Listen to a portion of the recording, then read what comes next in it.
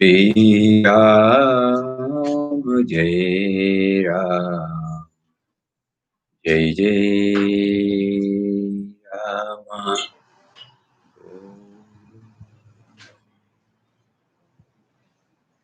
Hari Om. Shri Ram Jai Ram. Hari Om to everybody. Nobody has come. That is Enel Krishna. He sent, yes.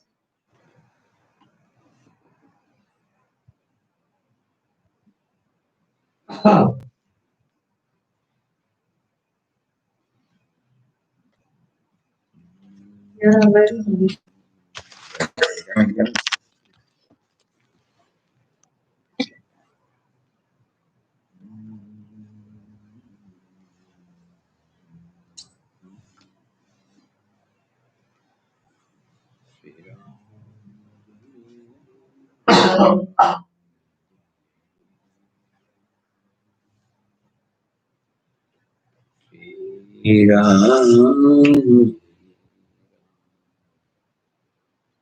Jai Jai I need this.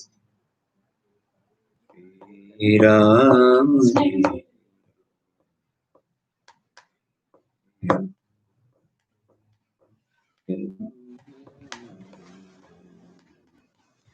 Jai Jai Ram Shri Ram Jai Ram Jai Jai Ram Shri Ram Jai Jai Jai Ram.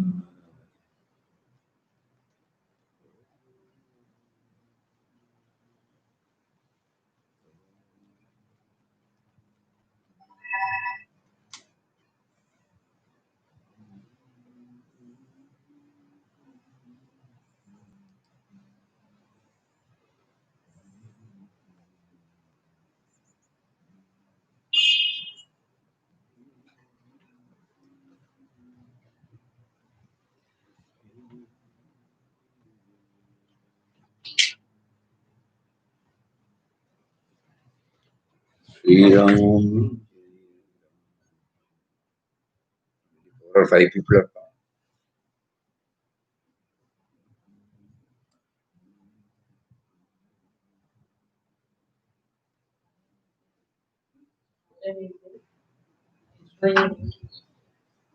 Pranams.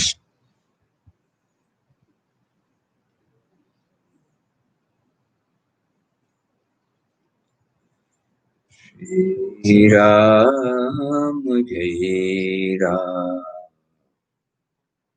Jai Jai Ram Shri Ram Jai Ram Jai Jai Ram Shri Ram Jai Ram Jai Jai Ram Shri Ram Jai Ram Jai Jai Ram Shri Ram Jai Ram.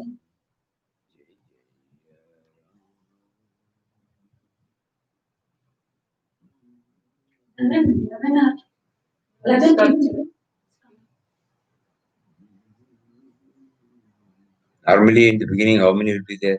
25 will be there. Towards the end, 35 will be there. Afterwards, after the session, more will come because it is more clear after the session.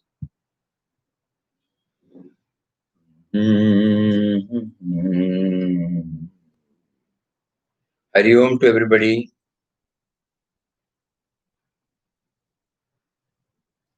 Before we take up the topic. One devotee has raised a point on concept of God, intensity of gopis. Papa has clearly mentioned that any sadhaka, any devotee, before he takes up the spiritual journey, he should have the right concept of God.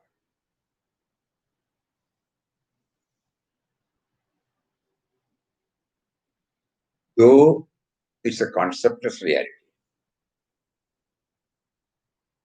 Because mind is the only vehicle with which we can travel. And mind has to fix its attention on an ideal concept. Otherwise, how can its movement be ensured? So we need a concept on a concept. Just like before we visit a place, we don't know about the climatic condition, the age, temperament of the people, nature of the country, nature of the people. So many things are there. How do we know? We try to get it from anybody who has visited or who has noted it down. Nowadays, Google Baba is supplying. We equip ourselves, but it need not be the one. The moment we reach there, maybe different what we have. Because the other party has drawn it from his experience, but our equipment, it cannot. Unless we have that experience, we will not be able. Similarly, people who have scaled the heights, they have given us their experience through some words. Even to understand that word, we have to raise ourselves. Still, those words do help us, guide us. That is why in one of the books,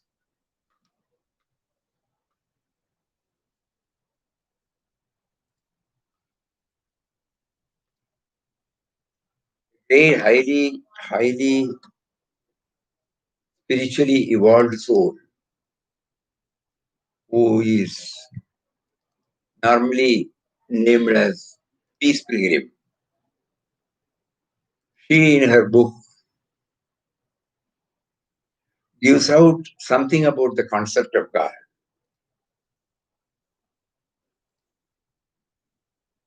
First, she says, we lump together all things that are beyond the capacity of all of us collectively to understand. And one name we give to all those things together is God, unknown factor. A factor, a reality which cannot be brought within the ambit of knowable. We give that name God. And then our reflections will reveal, as we keep on seeing an object, we will find first admit there is a creation there. So therefore, God is the creative force, the sustaining power, and that which motivates towards constant change, the overall intelligence which governs the universe by physical and spiritual law, truth, love, goodness, kindness, beauty, the ever-present, all-pervading essence or spirit, which binds everything in the universe together, gives life to everything in the universe. Some other words.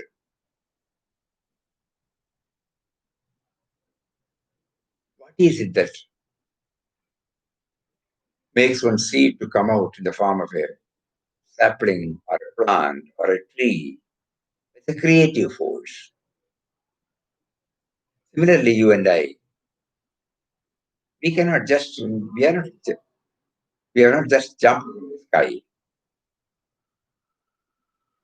There is a seed, creative force, sustaining power. We are at the moment now. That is why Papa used to say in his prayer, "O Creator, Protector, and Destroyer." That power which is behind the creation, which is behind the protection, which is behind the destruction. And that which motivates towards constant change. Everything is changing. Somebody interpreted the word Jagat, Jaga, Jaga, Jaga. It's on changing. And the overall intelligence. Yoga Vasishtha clearly tells Rama, when he was insisting, tell me what is that, what is that, what is that? Finally, he names it as intelligence. Buddhir Buddhivadamasmi, Tejas Tejasmi Namaham. I am the intelligence of the intellect. Beyond that, can you explain about intelligence? There are some words. And it governs the whole universe by physical and spiritual law.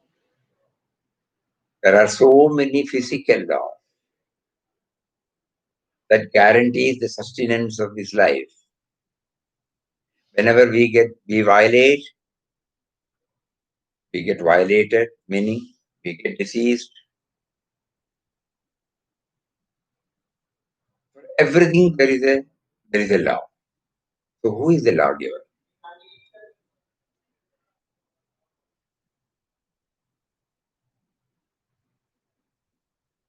The apple gets dropped, or any fruit gets dropped from the tree down to the earth. Whereas a ray of, what do you call this? Just like a lamp, the ray of light, it goes up, It's not going down. Like that, scientists have unearthed umpteen number of laws, gravitational law, so many, so many.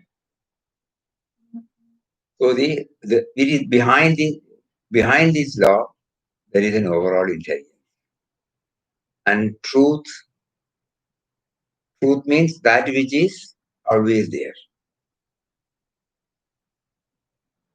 The one substratum, love, absence of otherness, goodness, kindness, beauty. Everything has got a beauty. Don't compare. If you compare, you say it is ugly, it is not beautiful.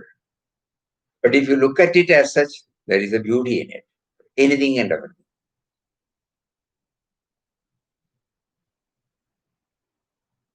And the ever-present, all-pervading essence or spirit, most important, power behind.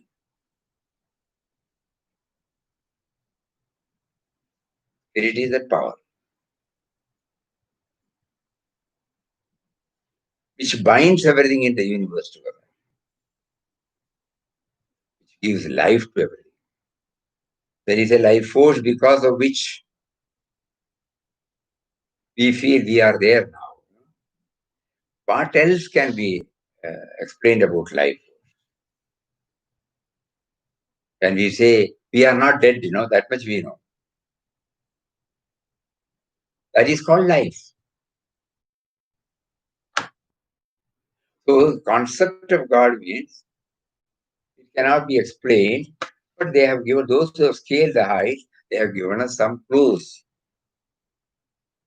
We will not be able to understand fully if we don't raise up to their level. But these are some guiding posts. With that, we do the reflection. And through that reflection, we will be able to slowly see the light.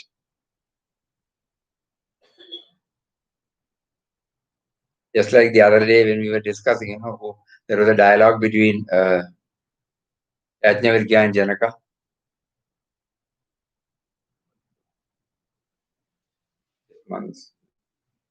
Last month. keeps on asking about this.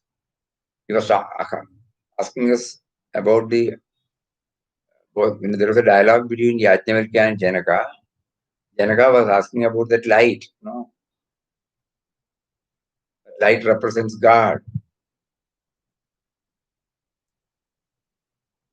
So through the word light, because light can be easily understood.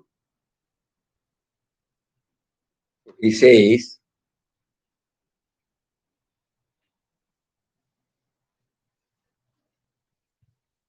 this may help us. It's a beautiful dialogue. King Janaka asked Yajnavalkya, "O revered sage, what is the light that illumines a person? The light that awakens and impels him to perform all that he does." At the moment we are talking or reading, you are all hearing. What is that light which impels us to perform? This hearing and reading, seeing, simple, life force. Yajnavalkya gave a very straightforward answer. The sun, O king, S1, for it is the sun alone that is the source of all light, and it is for this light man sits, moves about, does all his work, and returns.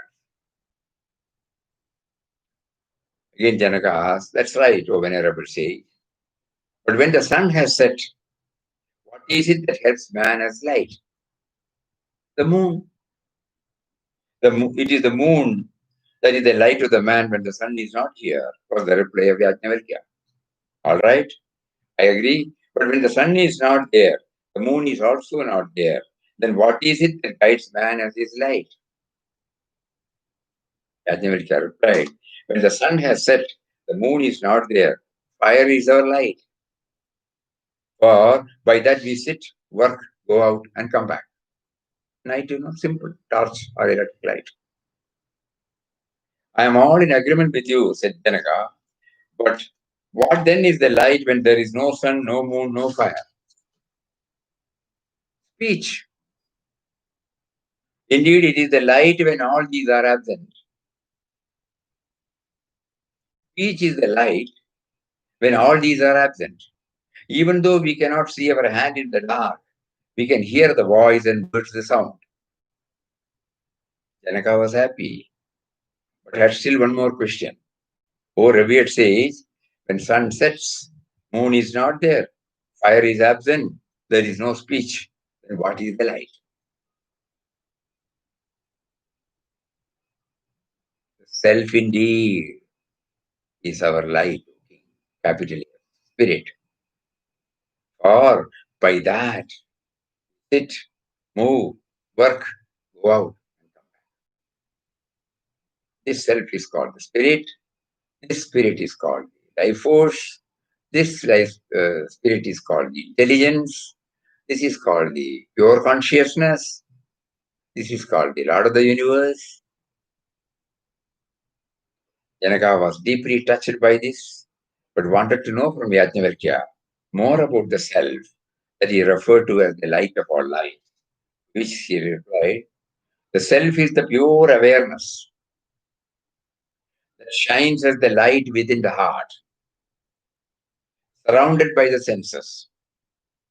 It is this self that is one with the soul reality, the Brahman. This self is free from desire, free from evil, free from fear. The man who, in union with the self, sees without seeing, smells without smelling, tastes without tasting, speaks without speaking, hears without hearing, touches without touching, thinks without thinking, knows without knowing. For there is nothing separate from it. This state of not having another is the state of unity, one without a second, and that is the world of Brahman. This is the supreme goal of life, the supreme treasure, the supreme joy. Here, light is something which we can understand, that word we can understand. But through that light, because through the knowable, We are now guided to the unknown, which cannot be brought within the ambit of any definition because it is immeasurable, which can't be indefinable. Ultimately, we will realize that it is because of the very subject. How can the subject talk about the subject? The moment the subject talks about the subject, it becomes an object. The concept of God is something, with all these we have to try intuitively. And in our case, Papa has told us, hold on to the holy and all powerful name. And then, while chanting, we should know we are chanting the name of one who is within us, who is making us to chant. This is how he slowly directs us to the source of all sources.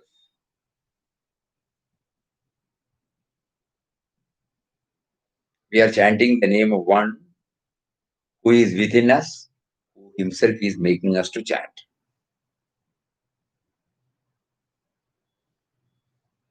The next was intensity of gopis. Gopis, their identification has become, even here also, it cannot be explained. We can only hear there, unless and until we raise ourselves. So total subservience to that Almighty Lord of the universe.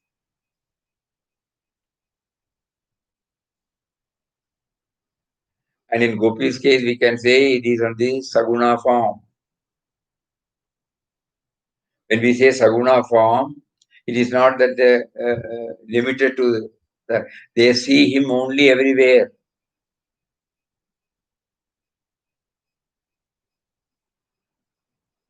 So there, nobody can compare their faith, their devotion.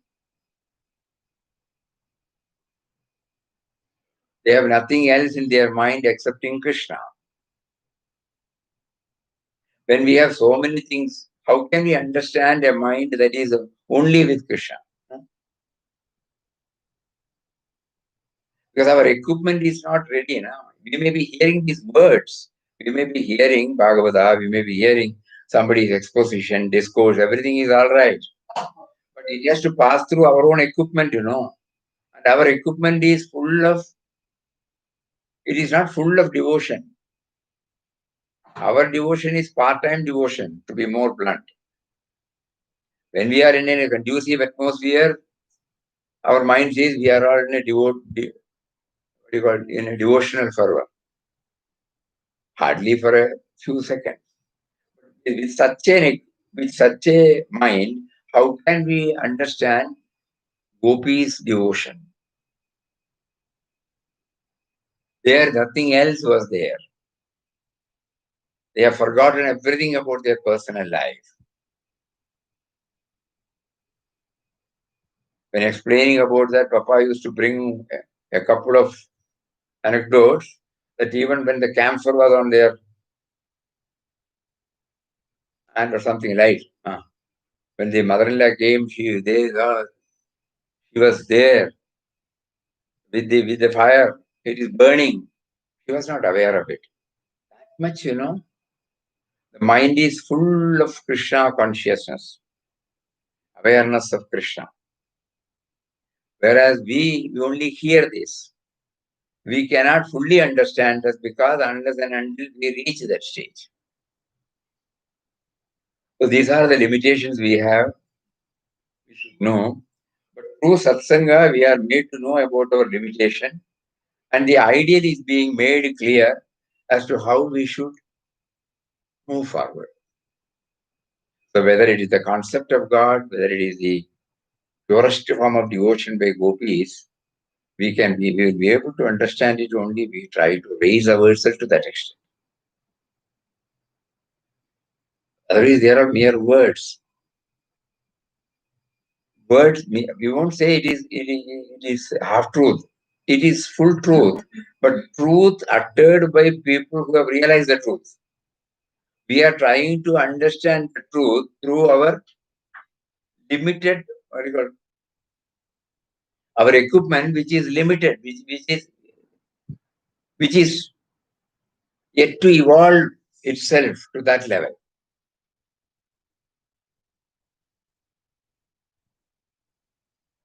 When Papa uses the word bliss, how can we explain? We can only repeat the word bliss. Love, light, and bliss, he says. But each one, by hearing these words, we can reflect on it, go deep within, and through that inward journey, we have been promised that we will be able to know the real being. So nothing at the surface level. Now, in quest of God also, there are two itinerant lives. Some aspects of his sacrifice, some aspects of his surrender. We just hear. It doesn't make any deep impression on our mind. These are a blunt truths, But now, by His grace, we are making an attempt to go deep down. The first chapter gave us everything, The introductory remarks gave us everything that is necessary for the course of studies. There is a what is meant by quest. There is a curriculum. There is a syllabus. There is a methodology. There is a guide. There is an examination. There is a degree, and there is a convocation. He found that. Everything we found. When we started going deeper. When we moved to the first chapter, we found amazing. So many steps. The impersonal aspect of God, total surrender, something about intuition, and then later on, the tendency to hold on to that pleasant moment. That is what is called meditation. And then the more Papa was dwelling upon it, or when we dwell upon it, we will slowly remove that which is blocking, which are called self-denial, and then slowly start seeing the finger of God, even when we are open our eyes. So Ram was coming in so many, and always, even the period ever so small. Like that, we saw so many points. Satsang was there, absolutely non-conventional approach. Though technically, we can say it was an initiation. It was not an initiation as we all think as initiation. And then satsang through books, then self-evaluation, then slowly finding that the me and mine is reducing, and God thought covering the whole mind space. This was because we started going deeper into it. Surface level reading, surface level absorption will be the first step. It has its own place, relevance. Then later on, to really make use of it, we have to go further. So that is the method we are now, Papa has given us. Okay. Yesterday we were in where? Rameshwaram. And from there we moved to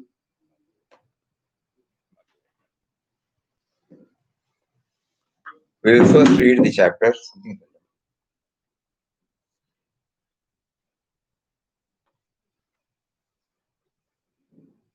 Yesterday Papa was also giving us some idea about the temple worship. Because he was making a mention about Rameshwaram. This chapter also gives some more on this temple. First we will read out. Ramdas remained in Rameshwaram for 2 days. The Sadhuram then opposing a move, led him to the railway station. Catching a train, proceeding for the south, they reached a place called Danishkot. On alighting here, Sadhu Ram, the guide so kindly provided by Ram, walked in the direction of the sea with Ramdas gates. Ramdas was always busy with the meditation of Ram. Again, you think, every chapter you hear this word.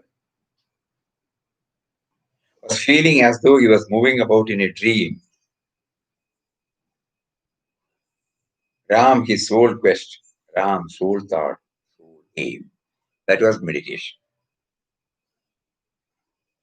It was about 2 miles walk to the spot on the seashore where legend declares Sri Ramchandra built the celebrated Setu or bridge during his excursion to Lanka.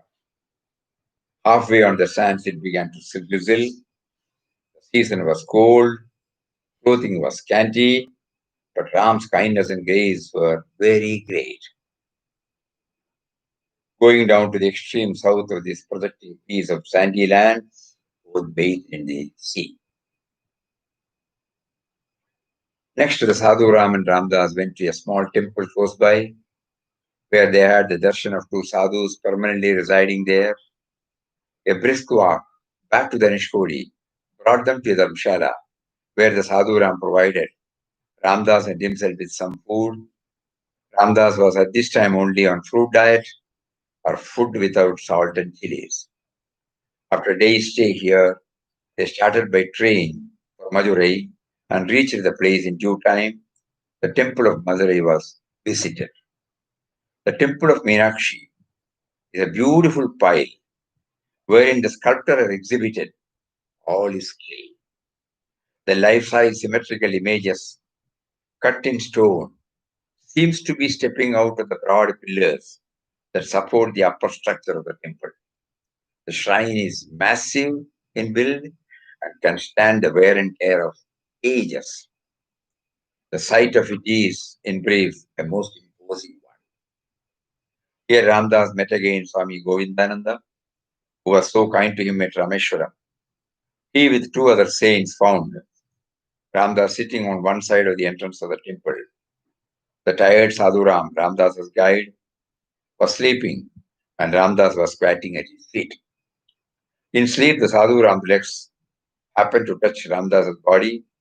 Swami Govindananda remonstrated at this and was about to shake up the Sadhu Ram when Ramdas addressed the Swami, Maharaj, please don't disturb the Sadhu. He is sound asleep. Behold, cried the Swami, he is kicking at you. I cannot bear the sight. I consider it as nothing short of sacrilege. Swamiji, it is all right, replied Ramdas. His feet are holy. He is Ramdas's guru. He is Ram. So no harm anyway. The Swami said that he could not quite understand Ramdas, whom he held in high reverence. Next day, the Sadhu Ram proposed a move from the place. Before doing so, he told Ramdas that his duty, insofar as guiding him to Rameshwaram was concerned, was over, that he should be permitted to part from him in order to proceed to his Gurusthan at Rajamannarguri. All along, the Sadhu Ram had been very kind to him, had looked after him very tenderly at all stages of the journey, taking every care of him. At a certain railway station, he left Ramdas. However, before doing so, he assured Ramdas that the train was carrying him to Chidambaram, out at shrine. So many points, hidden between the lines.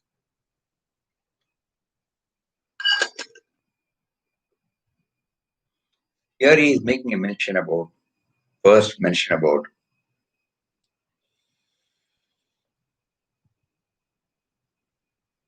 his trip to Dhanishkodi.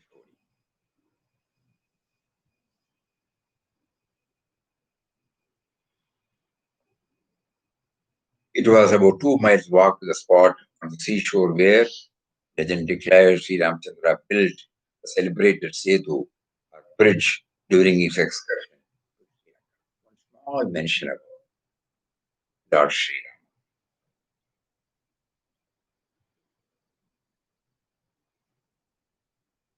Ram. immediately our mind wells up with all that we have conceived about that avatar, Maryada Purushottam,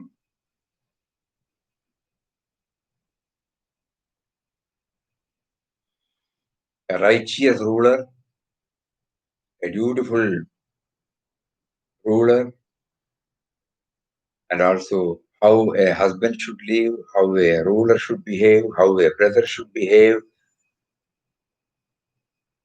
In every part, he did not compromise on dharma. Though personally he may be undergoing a lot of inner conflicts, but for the sake of dharma, he has never compromised. To talk about it, we need days and days together. Papa here is just making a mention about the Maryada Purushottam, the Ram Avatar. Even when we go to Rameshwaram, when the guide says, or we remember this, it is not the Purana that comes up in our life, in our mind. It is the values or virtues, because he lived like a human being. He cried like a human being. He suffered like a human being. Just like all of us, he went through, portraying before us a real spiritual journey. More about this later. So, just touch us about the word Ram, where Sri Ramachandra built. And another one is, throughout this, he was meditating on Ram. Meditating means what? Ram, his soul quest, soul thought. So that means there is an inner effort God bestowed on him to sustain the God dimension. Because he is subjected to go through so many tests.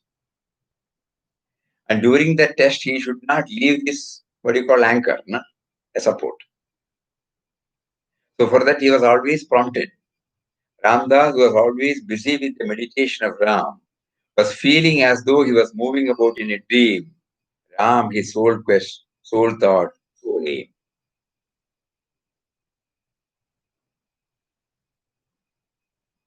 Just like we shared, we are traveling with Papa. We are traveling with We are traveling with Papa so that we get a taste of what all he went through as a spiritual aspirant, as a devotee. The transition from Vittal Rao to this Sadhaka, and later on how it enabled him to become Swami Ramdas. We are at the moment. Why should we read? Then we suddenly feel, no, we are traveling with God. God is showing us. This is how the spiritual journey I gave to Vittal Rao. Similarly, you have to do certain things, then I will take you also. And what are those things? That is what is coming out from the narrative of Papa. So we should ever then remind ourselves that we are traveling with him. It is not reading of a narrative. It is not reading of Papa's in quest of God. He is trying to God who is seated within us in order that we really understand him, in order that we shed our sense of individuality. He is taking us through a journey from chapter to chapter, making us to go through intensely on every little incident which connects us with him.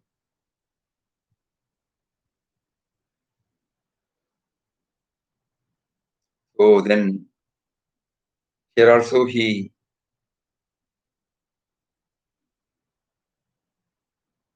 makes a mention about how God is providing. He has divested himself of everything except one pair of clothes and a few books. So God is ensuring some food is to be given through his chosen instruments. And here also, to ensure that the fervor, the spiritual fervor is kept in the same tempo, God gave him to, or made him to eschew certain things. So he was on fruit diet, food without salt and chilies. This is not to be copied. This will remind him, because he was rooted in this. Suppose we take up some vows, we are not rooted in it. First he got rooted in it, and to keep up that tempo, he was denying himself certain things. To him, to his constitution. Probably that was necessary, God willed.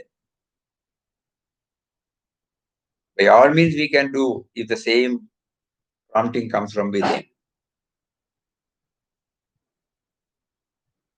And then, after a day's stay here, they started by train for Madurai and reached the place in due time. Here, the temple of Madurai has been elaborately explained by him in 8 sentences, in 8 lines. Sorry, 8 lines. We were just thinking, why? Those who have gone to Madurai, they will be able to easily recollect. I don't know whether suppose we change this thing, they will be able to see. Eh? To some extent. Structure of the Eh? structure. Yes, they can see, sir. Yes. You Seen, it can be seen. Where is it? One second. first. Initial, slowly.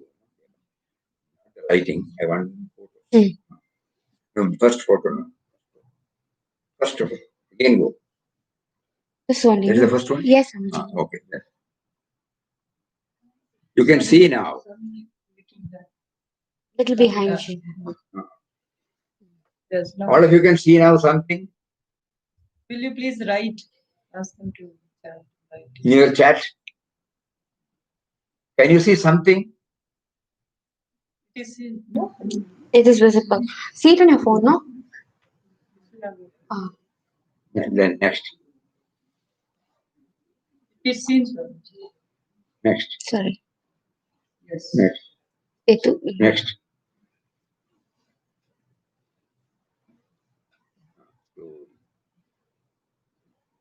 They're writing. Yes, they are able to see. See that.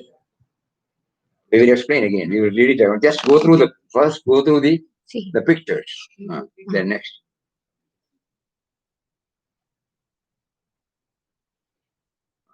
Wait. Iron Kalman. When he says massive, we will read out. Then. We have all gone to Madurai. We have not finished everything because it's difficult.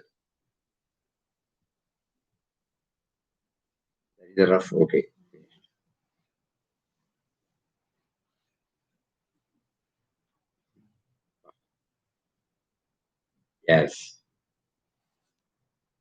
Yes. Come on.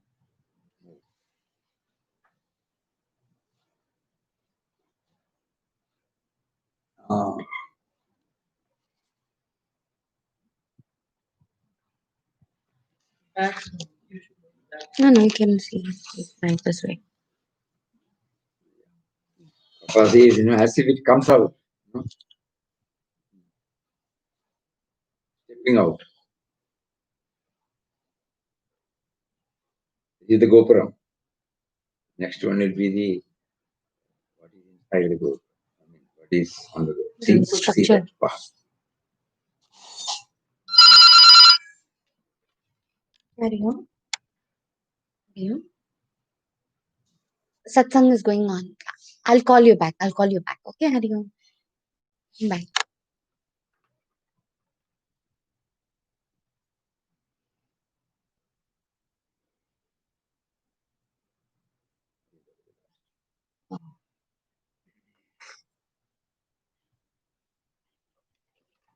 Papa says, Temple of Meenakshi is a beautiful pile wherein the sculptor has exhibited all his skill. The life-size symmetrical images cut in stone seem to be stepping out of the broad pillars that support the upper structure of the temple. The shrine is massive in build and can stand the wear and tear of ages. Height of it is, in brief, a most imposing one. Madurai Meenakshi Temple. Imagine approaching a temple complex where you are greeted by a soaring gateway, more than 15 stories tall, covered in 1,500 brightly painted sculptures of divine and demonic figures. It is overwhelming, disorienting. But it is just a taste of what awaits the pilgrim or a sightseer at the Meenakshi temple in the town of Madurai, South India.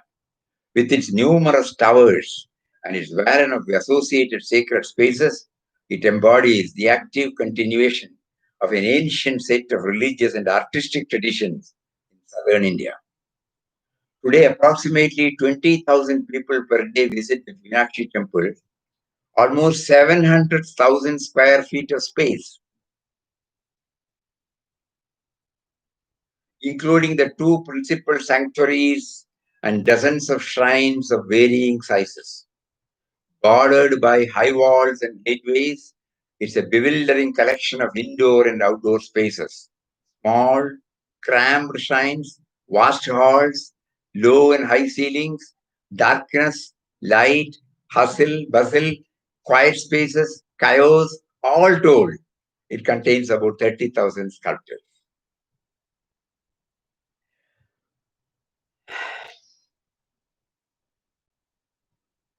And in the Sanctum Sanctorum, it will be a small place. Each one can draw in their own way. There is a Shastra, Agama Shastra, but an ordinary layman like us, we can definitely say, oh, what we see outside is the manifestation of these varied varieties. And as we go inside and inside and inside, we finally reach the Sanctum Sanctorum, which is a small room. The massive, when you say massive reflection of the entire cosmos. And all the sculptor has brought out various, not only some portion of the Puranas. Here, the Purana is also touched. There is a story behind this Meenakshi temple.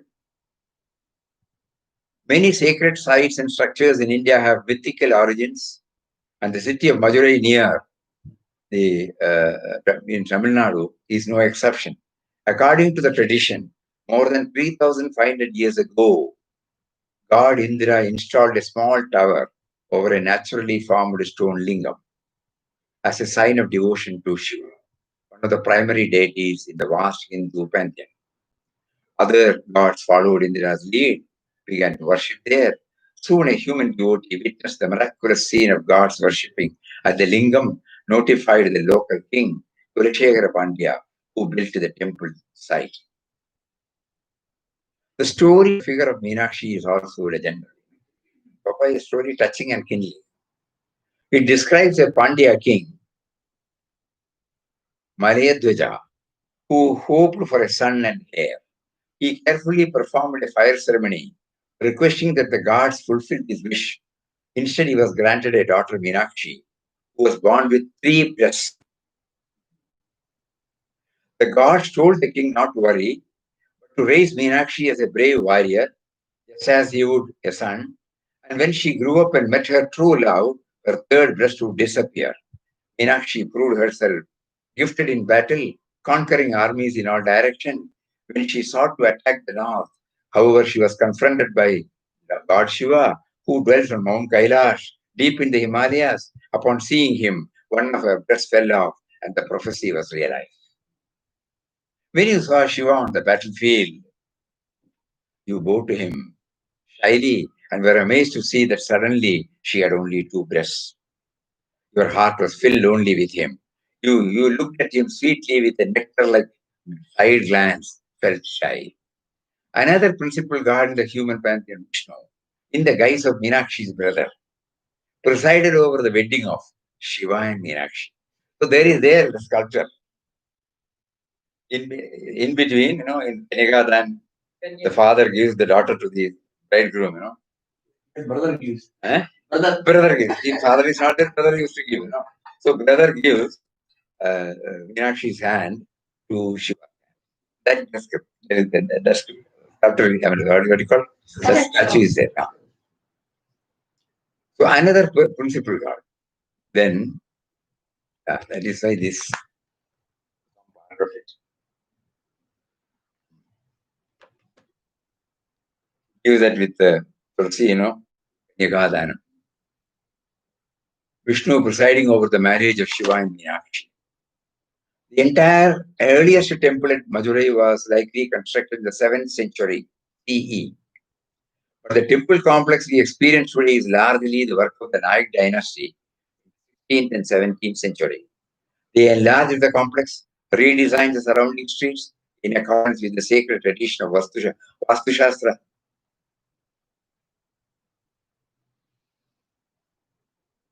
Meenakshi temple is a prime example of Dravidian architecture, style of Hindu architecture, common in the southern states of India.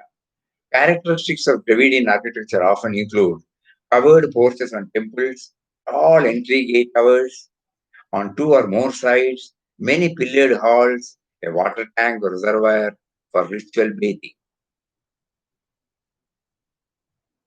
2 principal sanctuaries sit at the center of the temple complex, one dedicated to Meenakshi, who is considered a manifestation of the goddess Parvati, another dedicated to Sundareshwara, or beautiful Lord, a gold finial, visible only from a high vantage point.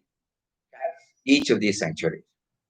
Fronting each sanctuary is a mandap that pilgrims pass through. Each Friday evening, sculptured figures of Meenakshi and Sundareshwara are placed upon a swing in the temple, gently rocked in imitation of a romantic interlude. And each spring, they are celebrated in a massive multi-day festival. At the south end of the complex, although there are actually only 985 pillars, it is impressive.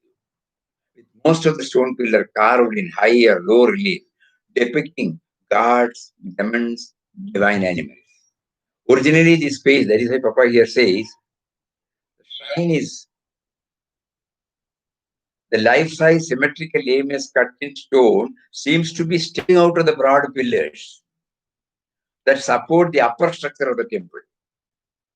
Originally, this space was likely used for religious, dancing, and musical performances, as well as a place to gain audience with the king.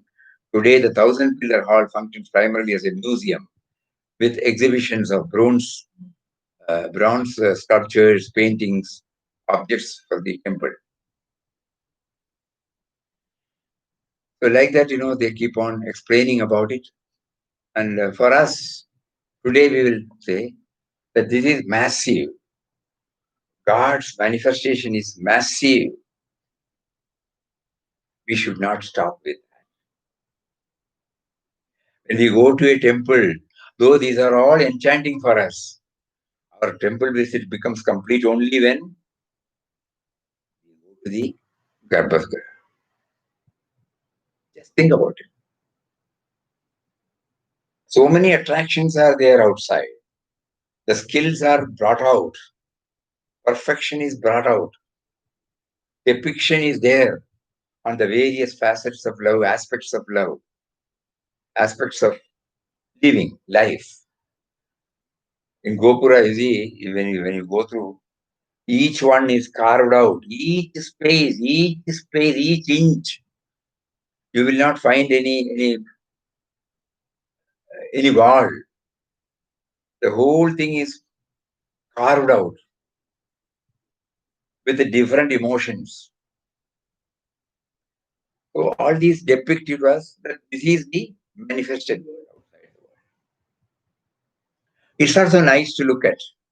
So many lessons are there for us to learn. And to bring it out, somebody has to have one-pointedness, concentrated, focused attention, brilliance, so many things. Otherwise, it will not.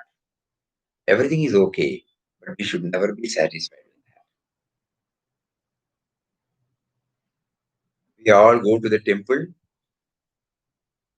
We enjoy this, but at the same time, we go to the sanctum sanctorum. There, the deity is placed in a small place. That is why it's called Garbhagriha. Just like when before our birth, we are all in the uterus,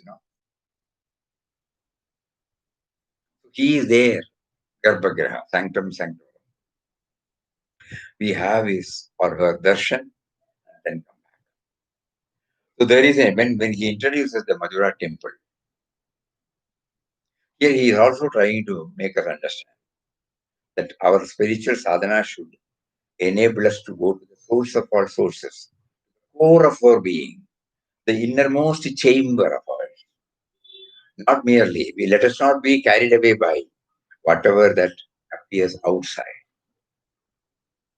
It is there. We are not belittling the importance. An individual, when he functions, no doubt about it, attractive, impressive. So many things we can say about that person. But at the same time, we should go to the source of all sources, which Papa keeps on hammering. Go to the source of the soul. In all these glimpses of divine vision, the first page to go through, first page of divine, the first quotation they have brought out is this word.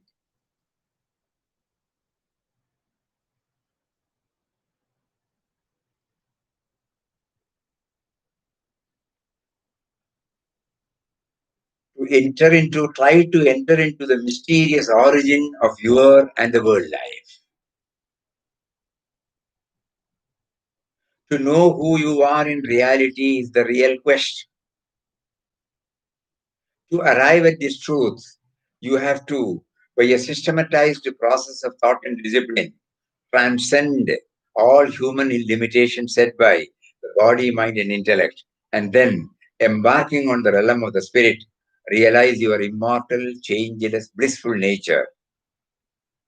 We'll again read, this is the sum and substance of Papa's philosophy.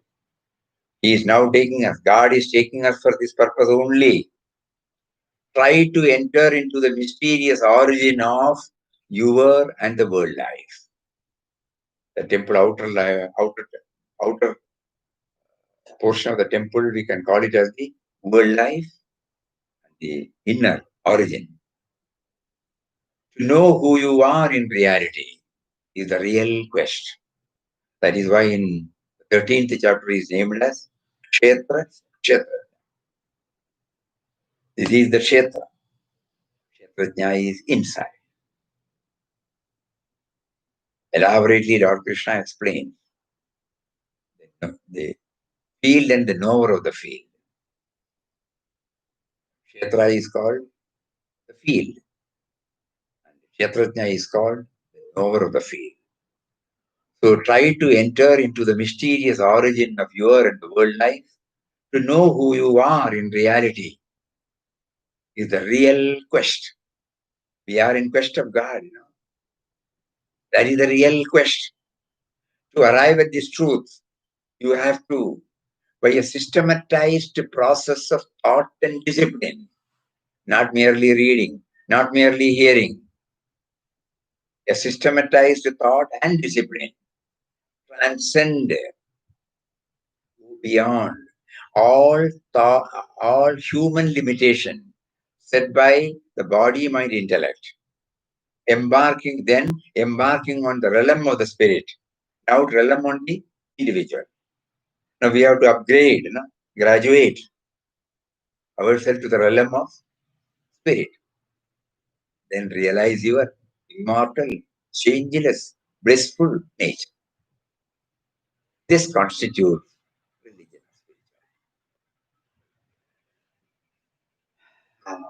Other portion, small portion that we will cover tomorrow. So elaborate, about temple. When he mentions about 8 lines when he had set apart in this small chapter, we thought it is also making us to go deep into it. You see the wonderful way in which the whole world has been created. And he says the world we live in is a school in which observation and experience offer us immense possibilities for. It is not just surface level appreciation or visible appreciation. No. Much, much, much more deeper. Rest of the portion we will cover it tomorrow. Anyway, so again we are reminding, we are traveling with him. He has given us a unique privilege of taking us. We should feel that. Otherwise, we will not be. We are somebody's part. Papa, the indwelling spirit, through the itinerant life of Swami Ram. Let us try to maximize, benefit out of it. Let us not stay at this superficial level, surface level. We pray to him. Never allow us to stay. We have been doing it. We have read many a time, but we have never been able to go deeper and deeper and deeper. Now, out of your mercy, you are taking us inward journey also, along with the outward journey. Kindly enable us to feel the benefit of it to the fullest extent, that by the time we reach the end, we must have also reached than what we are today. Om Shri Ram Jai Ram Jai Jai Ram Om Shri Ram Jai Ram Jai Jai Ram Om Shri Ram Jai Ram Jai Jai Ram Om Shri Ram Jai Ram Jai Jai Ram Om Shri Ram Jai Ram Jai Jai Ram Om Shri Ram Jai Ram Ram Jai Jai Ram Om Shri Ram Jai Ram Jai Jai Ram Om Shri Ram Jai Ram Jai Jai Ram Om Shri Ram Jai Ram Jai Jai Ram.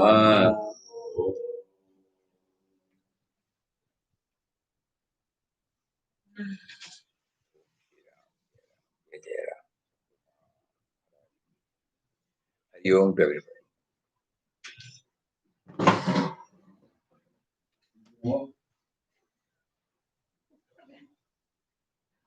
It's heart touching. You are the Divya Chakshu to see beyond. Bless us to go deeper and deeper. Meenakshi Amma's knows. As well, we are not to touch. There you can take. I can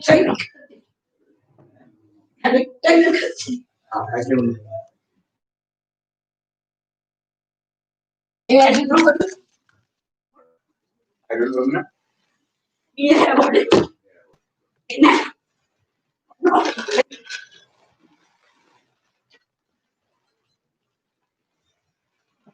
You're fine.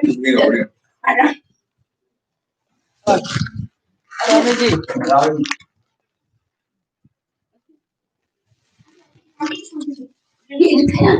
don't.